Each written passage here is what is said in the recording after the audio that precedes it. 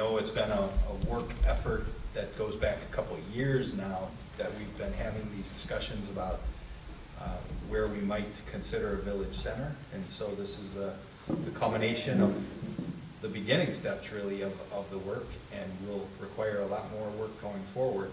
But I think a very nice start, and you know, we'll all have to figure out how we pay for all of this. And we know that a lot of what we talk about for our bigger, grander plans always will require money, and we know that the village owns property and land that we have for sale now, that I know that we've made contingencies on some of these plans that would only happen if we were able to sell our other available land. So I think we're sticking to that. I think one of the upside things, though, is the land that the village did purchase in this area. We got it at a favorable price, and so that gives us a very good starting point, especially if we wanted to talk to other developers, whether they're residential or commercial. I think we start with a very good advantage because we could sell them land at a fairly attractive price, I would think. So those are my comments. I've got a couple of. Sure, go ahead. It could have been nice if we got a picture of this, before I went in the Kenosha News. So when people ask questions, we at least know what we're looking at. And then is there a copy of that you can give us also? Absolutely. The master plan thing? Yes. I can give you this presentation as well as just the plans and boards that you see here. Okay, that'd be good. And I apologize if that didn't get to you beforehand. Okay. And then is there an estimated cost for this? I'm just wondering, because people are asking me, is this going to be like $5 billion and just unreachable? Or is this something that we could actually, without an estimated cost, I don't even know what to tell anybody. Sure. So the cost estimates were not part of this process. What at least has been discussed right now, Randy has been getting people potentially interested in the business park side of the development. So that would likely be a first step of what you could potentially see develop here. And what that would require then is infrastructure that would come in, mainly the road, and any sewer that would need to come in. So that would be conversations with that developer of how to get service and access to their site. If you've got like the village center, and we have the ballparks, and then we have the corporations and the corporate park underneath it, all that access to Route 45, is that going to cause traffic problems with all those cars coming in and out and trucks and stuff like that with one entrance? So again, this was kind of a follow-up, if you recall, way back when the Hanson Park kind of expansion park plan was done. There was even a field house, I think, proposed as part of this development, which is no longer part of this. I don't recall if there was any traffic analysis that was done as part of that, but I thought there was, yeah. Yeah, there was a TIA done, and ultimately there would be an intersection there. I think at one time, it didn't warrant it until both this development and the development across the street on the west side of 45 happens. They'd have to put turn lanes in initially, and then ultimately with full development, I think that the state was looking at putting in a stop and go light there. So it would just be one feeder road coming in and out? Yep. And then there is to the north, like I said, so right now there's, where the existing industrial park is, there's access road that would come down and connect there as well, so it would be a secondary access point. And I was just thinking like we're having with those problems on Highway Q and U, we have all those, if we ever get that all built in there, all those semis are probably gonna just go right out to 45 there and not jig all the way around the back.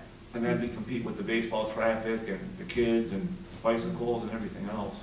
And I think that's why that southern part, we're looking more towards office, but less towards industrial, the southern part. And one of the other options for that southern part is retirement community too, and that's still an option. That if a retirement community developer wanted to come in, that's an option I would be telling them about. So, and then that southern road would probably connect further south to whatever develops that ultimately. So, Okay, so there'll be more connection. yeah. And then if there's any turf or what size or fast pitch or grass, that's still got to be way determined, correct? Yeah, I would definitely recommend, I have a list of questions from my athletic recreation lead, who kind of, as you walk through with different communities, what are you truly desiring? And, size of fields, competitive versus recreational, field surface is all different options depending on what you as a village want to see. Okay. And it doesn't really pay to get too excited until we have some money to do something. I mean, Right, but I think what happens when when the article got published in the Kenosha News, people thought it was already a done deal. oh, yeah, it's That's- far from that. Yeah, I know that, but, the Kenosha News really didn't state that, so people thought this was coming in right away, and that's why everybody got excited about it. So we don't know when this, do we have an estimated year or a time period this would even be started looking at? When we start selling the land that we own in the city of Kenosha is when we'll probably start. Or if there's a developer that's interested in that southern piece and wants to develop it, we'd probably work out a deal where we'd sell it to them at a lesser price in exchange if we put the utilities in and put the streets in and stuff like that. Okay. But I mean, at least we have, because I have people that have been interested in this area, Right. but without a plan, it's really hard to talk to them because, I mean, we own it and we just want to have a plan that we can at least share with developers to say, here, if you're a multi-family developer that likes to do commercial on the bottom, here, this area is what we're looking at.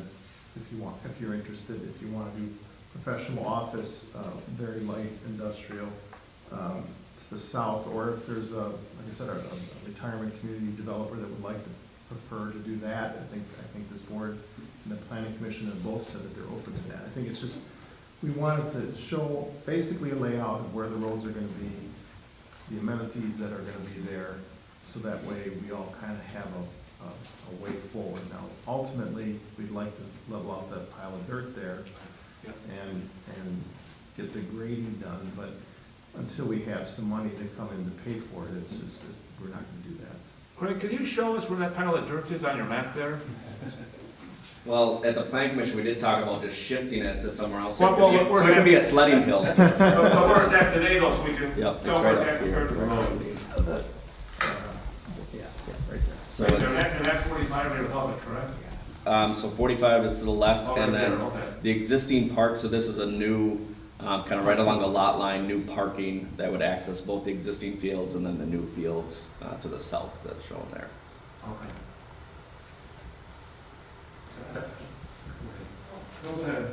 Maybe 15 though, that's some of the leveling done, would we have someone doing some of that? Well, we are trying to fill the wetland, because we got a permit to fill the wetland that has to be done within 2 years, so we have a contractor that had some extra dirt, so we're actually trying to fill that wetland in, and that we should finish that this spring, this summer. So the wetland will be completely finished, and we're done with the DNR with that issue. But didn't Woodstock do something for us? Well, they would have, if we would have had the permit from the DNR, that pile of dirt would have been leveled for us. Right during the Highway 45. Yep, but the problem is they pulled out and we have to pay somebody to come in now. They would have, if we'd have gotten the permit, and I could talk about that permit process for days, so. But this is, I mean, to summarize it, it's a wetland that needs to be filled. Yep. Because would be right in the middle of the baseball. It's right in the middle of the field, yeah, correct. area. And then there are other wetlands adjacent to Yep. this whole concept. Yep. Mhm.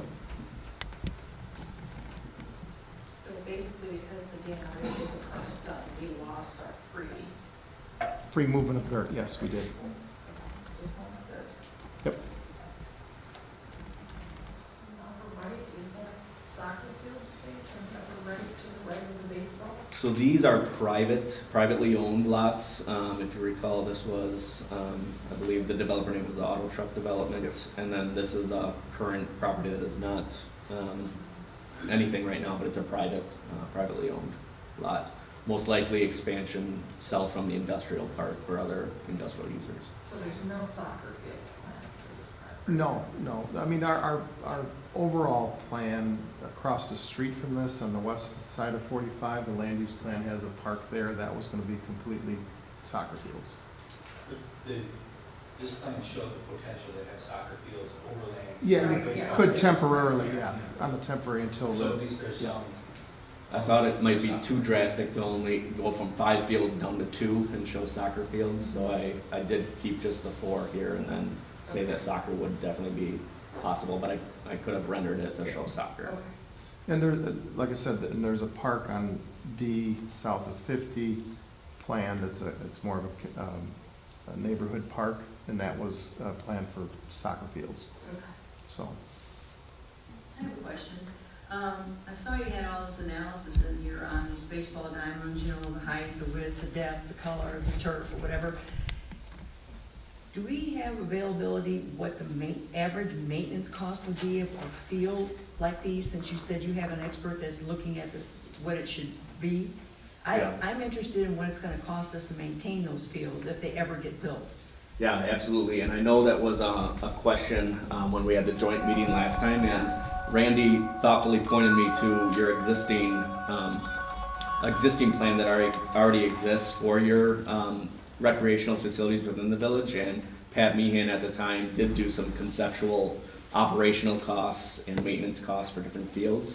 Obviously, whatever would get decided to put here, you would absolutely need to know that before you decide yes or no as far as including fields. I don't have those specific numbers in front of me. Okay, is that something we could get? I mean, it doesn't, we're not gonna hold you to it, but I'd just like to see a ballpark figure. We're talking, A ballpark figure. yeah. Hard to find. You know, if it's, you know, if it's gonna cost us $10,000-15,000 a year if these things are built, you know, you got 4 of them. I mean, I know we have to decide before this is built, but I'd like to have an idea what kind of money you're talking for all those baseball diamonds. And some of that goes into what type of baseball diamond you have. Mhm. There's like a turf baseball Right. diamond, Yeah. and Right. a grass baseball diamond. Right, now- One's less maintenance, but one's 4 times the cost. Well, that's what I'm saying, you know, it's like, give us low one, middle, and high, you know, and so at least you'll have a guesstimate here. Sure. Well, our current parks budget is probably $20,000 that takes care of 2 diamonds, basically. So it's about $10,000 a diamond. And it's, yeah, I mean, that's a rough number.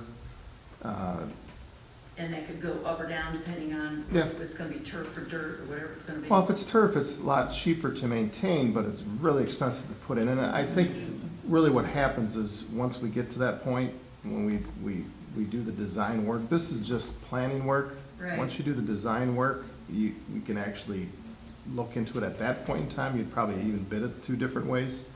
One, and then see what the bids come in at. But, yeah, it's gonna be 4 times to put turf in, but you can use it a minute after it's done raining.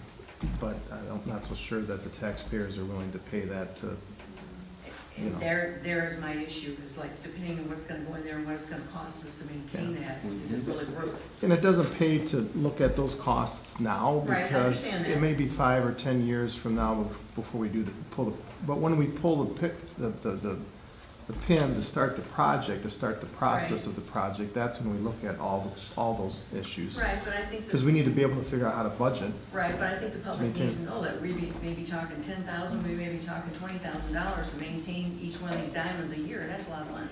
It is, but when you have larger diamonds like that, then there's different organizations that would rent them, you know, for periods of time, and it would pay you to use them for tournaments, basically. But, and those are all things that gotta be decided at that point in time. Do we want that? I mean, Right, and we may that's not why- want that. Well, that's what I'm saying, we won't know, but just to get a rough idea of what kind of maintenance you're talking on these fields. The other question is, I question why you have these tennis courts in that corner. Mhm. And if I remember correctly, we had some tennis courts over there, and I don't ever remember seeing anybody use those tennis courts. I think they're just a place, Matt, because I think it's just an area that we can use, put shuffleboard. I've had 3 calls since this plan came up about pickleball.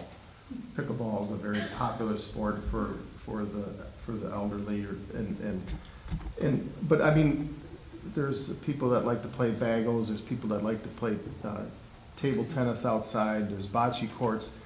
That's kind of an area to put all those different types of uses in a spot. And if you've ever been up to Lambeau Field, they did that on the west side of the Lambeau Field. They had different spots to play different sports. Yeah. And it's just a spot, and we just put tennis courts because I didn't want him to waste his time And coming up with a different type of. so what I would say activity. too, the quantity that's shown here is again, conservative from a competitive standpoint. If you wanna host actual tournament, tennis, you need a certain quantity of tennis courts. If that's not the desire for this, then this is they're showing more than maybe what you would wanna see. So you could absolutely Right. reduce that. Well, there's a lot of on each side. tweaking on this, this is a long way off, but I mean, is that space big enough for a soccer field, you know, instead of having them all in the back and switch it?